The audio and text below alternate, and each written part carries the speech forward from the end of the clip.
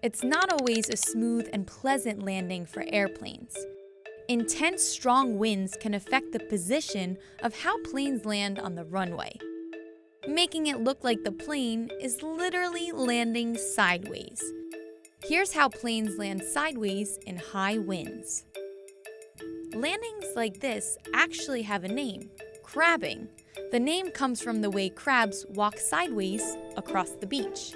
That's kind of what the airplane looks like when it's landing this way. Crabbing is usually needed because of high crosswinds. The wind can either be blowing straight down the runway or 90 degrees to the runway or somewhere in between, and usually it's somewhere in between there.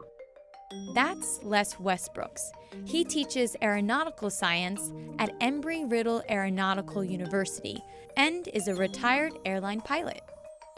Landing in a crosswind situation requires a couple of different maneuvers. When we're at altitude, the aircraft just flies in a craft and we just go across kind of sideways. Once we get down to the ground, we can't land with the aircraft in a craft because that's going to put a lot of stress on the outside of the landing gear and could actually cause the landing gear to collapse if we put too much stress on it.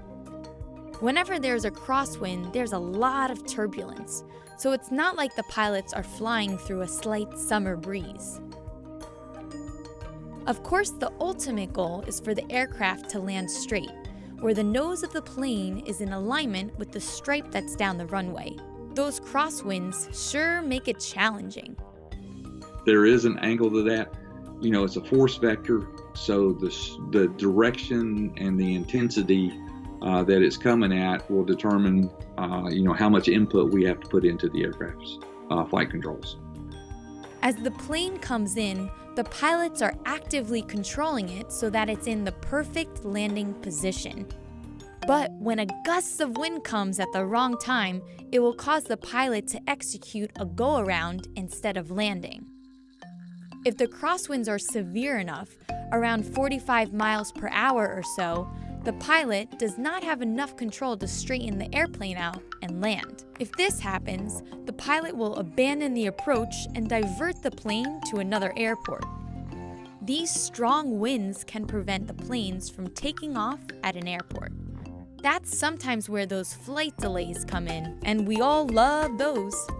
So exactly how do the aircrafts land in these conditions? So at the last minute, we want to move the nose of the aircraft parallel with the runway, but as soon as we do that, the aircraft's going to start blowing off to the side of the runway with the wind. So in order to counteract that, we lower the wing, the upwind wing, we lower the wing and straighten the nose out. And a perfect crosswind landing will be when the upwind wheel touches down first, the aircraft is straight down the runway, and then the second wheel will come down after that. Finally, the plane is on the runway and heading to the terminal. Some of your best landings are actually made when it is in challenging conditions because you are on your A game when you're doing this. And you're completely engaged and actively controlling the airplane. So actually some of our best landings are made when we are in these crosswind landing situations.